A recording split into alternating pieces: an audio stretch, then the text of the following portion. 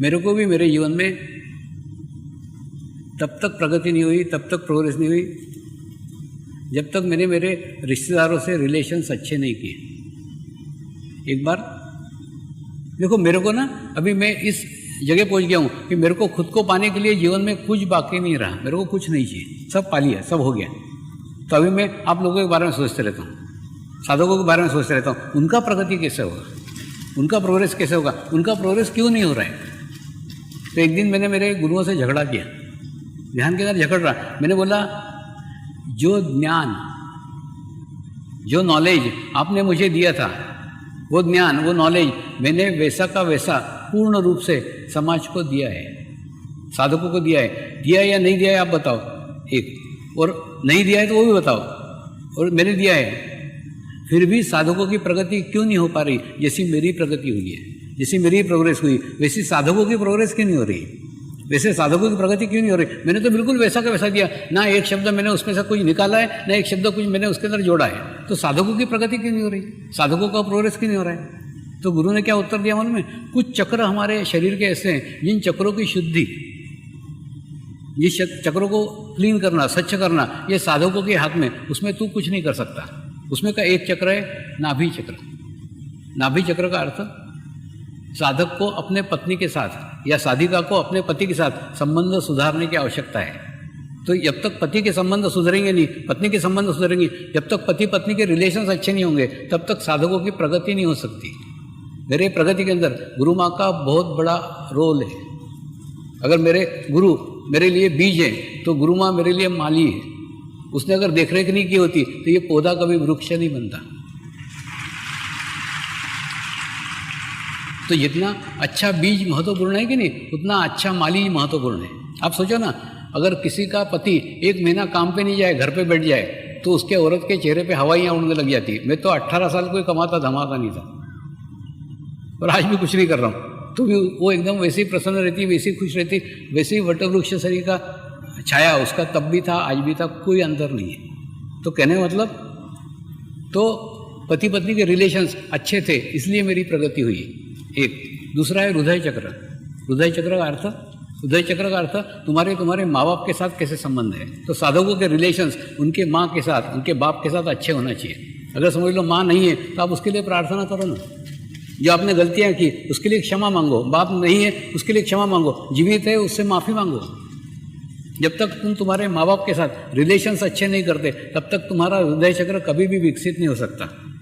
दूसरा, हृदय चक्र विकसित का मैं मेरा अनुभव बताता हूँ। मेरी माँ का तो देहांत जल्दी हो गया था, लेकिन मेरे पिताजी मेरे को हिजड़ा बोलते थे। हिजड़ा मतलब वो बोलते पत्नी की रोटियाँ तोड़ के खा रहा है, तो वो तू कमाता धमाता नहीं है, और वो कमाती है तो उसका रोटी खा रहा है, ऐसा मेरे को गालियाँ देते थे। इससे बड़ी कोई गाली नहीं हो सकती। और मैंने जब नौकरी छोड़ी थी ना, तो मेरे बॉस ने मुझे कहा था, तेरे लिए मेरे दरवाजे सदैव खुले, तब तेरे को जब आना तो वापस आ जाना। उनको लगा झटका इसको 2-4 दिन का, आ जाएगा वापस, लेकिन मैं वापस कभी नहीं गया। तो मैं पत्नी को बोलता मैं जाता हूँ वापस नौकरी करने, तो बोलती जब तुम्हारे बच्चे पालने के लिए तुम्हारे बाप से पैसे लूँगी, उस दिन तुम नौकरी करने जाना। जब मैं कहती हूँ कि तुम ध्यान का फोकस करो, ध्यान पे रखो ना, क्यों उधर जाते हो। तो कहना मतलब, तब ऐसा गालियाँ देने वाला बाप। उसके बाद में जब मैं जंगल में कुछ लोगों को सिखाने लग गया, तो बोले कुछ तो भी जंगली लोगों को सिखाते रहता है, अंधे में काना राजा, ऐसे करके बोलते थे। बाद में धीरे धीरे ना मैं अलग अलग देशों की यात्रा करने लग गया। इस देश में जाता था, उस देश में जाता था, उस देश में जाता था। उसके बाद में उनको लगा नहीं, बोले नहीं, तेरे अंदर कुछ तो भी है। सारे देश पागल थोड़ी है जो तेरे को बुलाते हैं। तेरे को बुलाते इसका मतलब तेरे अंदर कुछ तो भी जो मेरे समझ में नहीं आ रहा है। अभी 2 साल पहले उनकी मृत्यु हुई, लेकिन मृत्यु के 3 साल पहले ऐसी स्थिति थी कि मैं बाप के रूप में उनको नमस्कार करता था, वो गुरु के रूप में मुझे नमस्कार करते थे। इतना चेंज, इतना बदलाव मेरे पिताजी के अंदर आया। जब ऐसा चेंज आया, ऐसा बदलाव आया, तब जाकर के कार्य की प्रगति हुई है, कार्य का प्रोग्रेस हुआ है। तो कहने का मतलब, जब तक तुम्हारे माँ बाप के साथ तुम्हारे रिलेशंस अच्छे नहीं होते, तब तक तुम्हारी आध्यात्मिक प्रगति नहीं हो सकती, आध्यात्मिक प्रोग्रेस नहीं हो सकती। तीसरा चक्र है विशुद्धि चक्र। विशुद्धि चक्र का संबंध तुम्हारे प्रगति के साथ में, तुम्हारे भाइयों के साथ, तुम्हारे बहनों के साथ तुम्हारे रिलेशंस कैसे अच्छे नहीं है। अगर अच्छे नहीं है उसको सुधारो। तुमको आध्यात्मिक प्रगति करना है, अपने बहनों के साथ संबंध सुधारो, आध्यात्मिक प्रगति करना है। दूसरा, ये मत कहना कि हमारे खराब नहीं है लेकिन संबंध नहीं है। संबंध न रखना भी खराब रखने के स्थिति में आता है। मैं मेरा ही उदाहरण बताता हूँ, ये सारे मेरे अनुभव है। मैंने मेरे बहनों के साथ कोई 22 साल तक कोई संबंध नहीं रखे थे। कोई संबंध नहीं मतलब कोई झगड़ा नहीं था, कोई चिट्ठी नहीं, पत्री नहीं, फोन नहीं, कुछ नहीं। 22 साल तक नहीं थे। उसके बाद में कोई प्रगति नहीं, सारा ज्ञान था, सारा नॉलेज था, प्रोग्रेस नहीं। ये विशुद्धि चक्र पकड़ा हुआ, सफलता मिल नहीं रही थी। और उसके बाद में जब बहनों के साथ रिलेशन सुधारे मतलब उनको समर्पण में ले आया ऐसा नहीं, लेकिन उनको जिस भाग में इंटरेस्ट था, जिस विषय में इंटरेस्ट था, उसके उनको गिफ्ट दिए, उनको मिलना चालू किया, उनके पास जाना चालू किया। कुछ नहीं, एक दिन राखी के दिन जाता हूँ, सब बहनों को खुश करके आता हूँ, प्रसन्न करके आता हूँ। उनको ही मालूम है कि भाई अपना खूब बिजी रहता है, हर साल तो नहीं आ सकता हर दफ़े, लेकिन एक दिन आता है। तो एक दिन के कारण पूरे बहनों के साथ रिलेशन अच्छे हुए। जब बहनों के साथ रिलेशन अच्छे हुए तब जाके इस मार्ग में प्रगति हुई है। तो मेरे गुरु का कहना है ये साधकों के ये 3 चक्र हैं, ये 3 चक्र स्वयं साधक को ही सुधारना होंगे। तुमको तुम्हारा नाभि चक्र सुधारना होगा, तुमको तुम्हारा हृदय चक्र सुधारना पड़ेगा, तुमको तुम्हारा विशुद्धि चक्र सुधारना पड़ेगा। अगर ये चक्र सुधारोगे तो ही प्रगति होगी, तो ही प्रोग्रेस होगी।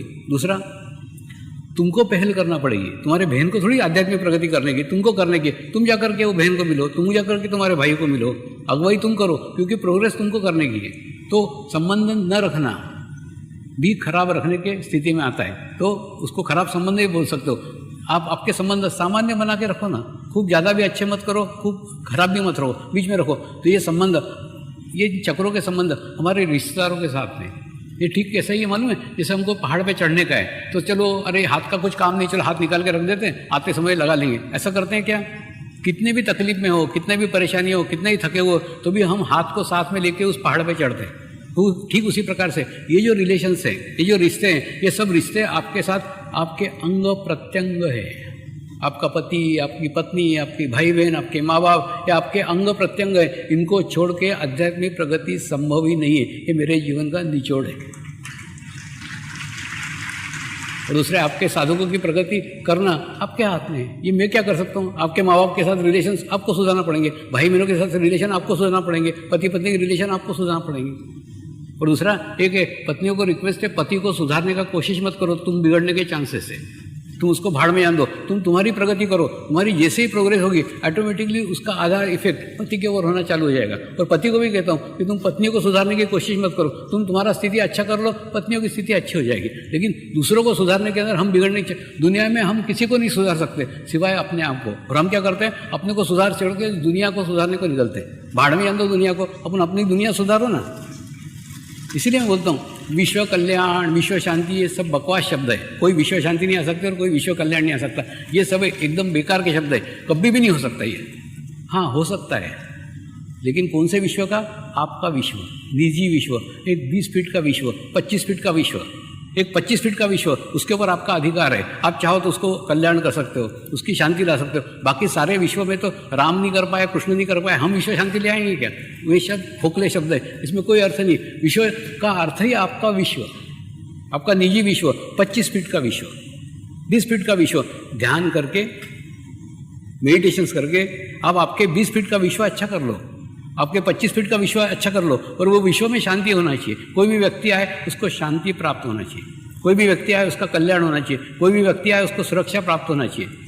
मैंने आपको ही नहीं, आपके आसपास वालों को प्राप्त हो रहे। ऐसा विश्व का निर्माण अगर प्रत्येक व्यक्ति करे तो हो सकता है एक दिन विश्व में शांति आए। बाकी ऐसे अपना विश्व का ठीक नहीं करो और दुनिया को सुधारने जाओगे, कभी नहीं हो सकता। दुनिया को सुधारने की शुरुआत आपको अपने से करना होगी। विश्व शांति करने के लिए पहले आत्म शांति आवश्यक है। आत्म शांति करोगे तो आपके आसपास आपका विश्व शांत प्रिय होगा। बाकी विश्व शांति, विश्व कल्याण, ये बड़े बड़े शब्दों से कोई फायदा होने वाला नहीं है। पर ऐसे भटकाव के अंदर मत आओ, पहले अपनी शांति करो, अपना कल्याण करो, बस यही कहना है मेरा। तो दुनिया को भाड़ में जान दो, और दुनिया का अंधेरा कहाँ तक है वो ढूंढने मत जाओ। आप आपका दीपक जला लो। अब आपका दीपक जलाओगे, आपके आसपास प्रकाश ही प्रकाश रहेगा। ये मेरा अनुभव बता रहा हूँ।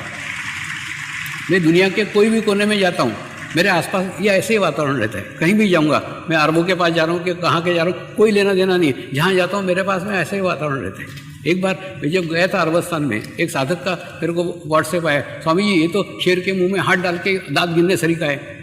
मैंने बोला तुमको डर नहीं लगता क्या? मैंने उसको बोला नहीं, मेरे पास तो वैसे ही वातावरण है जैसा भारत में रहता है। वहाँ पे मस्त अरब बैठे हुए थे, सब ध्यान सीख रहे थे, सब मेडिटेशन सीख रहे थे। उसका फोटो उसको भेज दिया। तो कहने मतलब एक ऐसा विश्व निर्माण करो कि उस विश्व के अंदर कोई भी व्यक्ति आए वो आपके प्रभाव में जाना चाहिए, आप उसके प्रभाव में नहीं। तो ऐसा स्थिति आप निर्माण कर सकते हो और ये करना आपके हाथ में है, ये संभव है। मेरा हुआ है, आपका भी हो सकता है और जरूर होगा, ये मेरा विश्वास है। नमस्कार।